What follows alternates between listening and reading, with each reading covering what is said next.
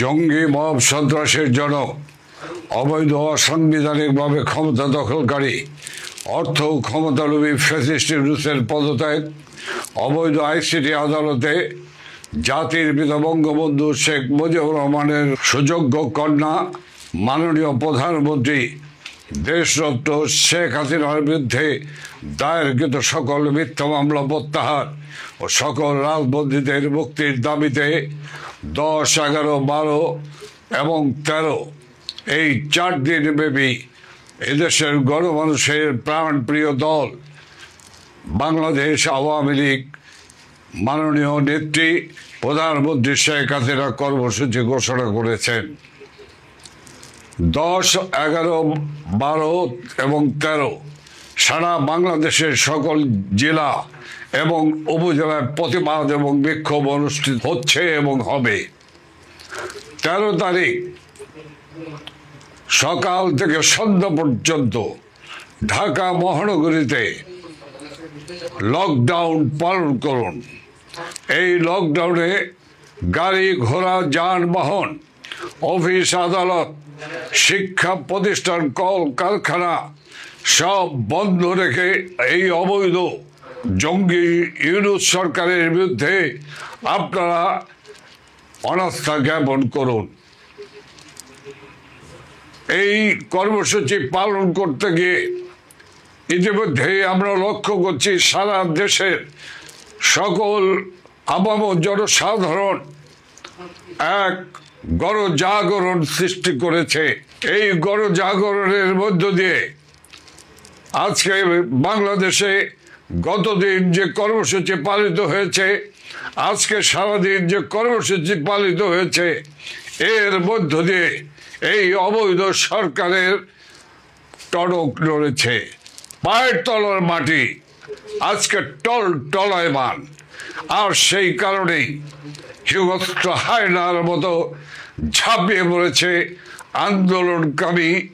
আন্দোলনকারী এবং সাধারণ মানুষের উপরে ঝাঁপিয়ে পড়েছে।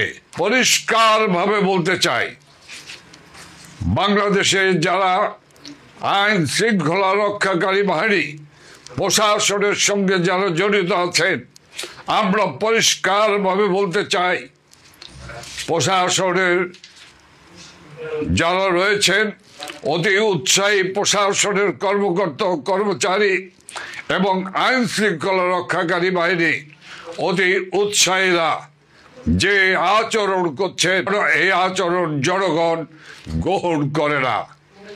কাজেই এই আচরণ থেকে বিরত থাকুন। এই অবৈধ সরকারের আদেশ নির্দেশ পালন করার কোনো সুযোগ নেই। তাদের প্রতি আপনারা অনাস্থা জ্ঞাপন করুন। আপনাদের মনে রাখতে হবে, আইন শৃঙ্খলা রক্ষাকারী বাহিনী, বিশেষ করে আমার পুলিশ ভাইয়েরা, আনসার ভাইয়েরা, আপনাদেরকে মনে রাখতে হবে, এই সরকার ক্ষমতা দখল করার জন্য আপনাদের 3208 জন পুলিশ সদস্যকে নির্মম নিষ্ঠুরভাবে হত্যা করেছে। ওরা এই হত্যার বিচার করতে চায় না, আর বিচার করতে চায় না বলেই ওরা ইনডিমিনিটি দিয়েছে আপনাদের সহকর্মী, যাদেরকে নৃশংস নিষ্ঠুরভাবে হত্যা করেছে, যারা হত্যা করে ফ্লাইওভারের সাথে ঝুলিয়ে রেখেছে।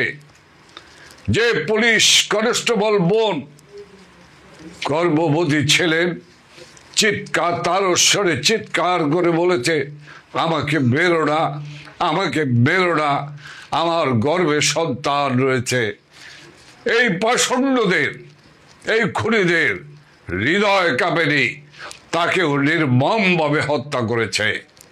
কাজে সেই হত্যাকারীদের আদেশ নির্দেশ আপনারা পালন করবেন কি করবেন না, সেটি আপনাদের সিদ্ধান্ত। মনে রাখতে হবে, এই বাংলার জনগণ এই অবৈধ সরকারকে কোনোভাবেই গ্রহণ করেনি। কাজেই সেই সরকারের আদেশ নির্দেশ পালন করার কোনো সুযোগ নেই। আমি পরিষ্কারভাবে বলতে চাই, যে আইসিটি আদালত যুদ্ধ অপরাধীদের বিচার করা হয়েছে, সেই আইসিটি অবৈধ সরকারের অবৈধ আইসিটি আদালত। সে আদালতে কোনদিন একজন সফল প্রধানমন্ত্রী আধুনিক বাংলাদেশের রূপকার শেখ হাসিনার বিচার করতে পারে না, বিচারের রায় দিতে পারে না। বিচার করবে বাংলার জনগণ। বিচারের আদালত হলো বাংলার জনগণ এবং দেশে একটি দল নিরপেক্ষ তত্ত্বাবধায়ক সরকারের অধীনে একটি নির্বাচনী হলো বিচারের মাপকাঠি। আমি পরিষ্কারভাবে বলতে চাই, এই আইসিটি আদালতকে যেভাবে ব্যবহার করা হচ্ছে প্রতিপক্ষকে ধ্বংস করার কাজে, এই আইসিটি আদালতে যে আইসিটি আদালতে যুদ্ধ অপরাধীদের বিচার করা হয়েছে, কাজেই ওই আদালতে স্বাধীনতা সার্বভৌমত্ব রক্ষাকারী সশস্ত্র বাহিনীর সদস্যদের বিচার হতে পারে না।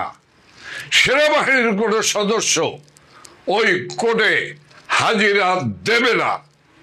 বাংলাদেশের আইসিটি আদালত এই মুহূর্তে বন্ধ করতে হবে। সকল রাজবন্দী সহ সেনাবাহিনীর সকল সদস্যদের মুক্তি দিতেই হবে। আমি আপামর জনসাধারণকে, বিশেষ করে ঢাকা মহানগরের সকল মানুষের কাছে আমি আকুল আবেদন জানাচ্ছি, আসুন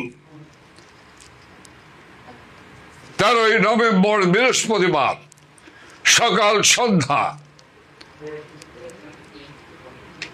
লকডাউনকে সফল করুন। এই লকডাউনের সফলতার মধ্য দিয়ে আমরা আন্দোলনকে, এই জাগরণকে আমরা জাতীয় জাগরণে পরিণত করে আমরা এই সরকারকে পদত্যাগে বাধ্য করব। সাধারণ মানুষের জীবন জীবিকা একটি দুর্বিষহ হয়ে দাঁড়িয়েছে।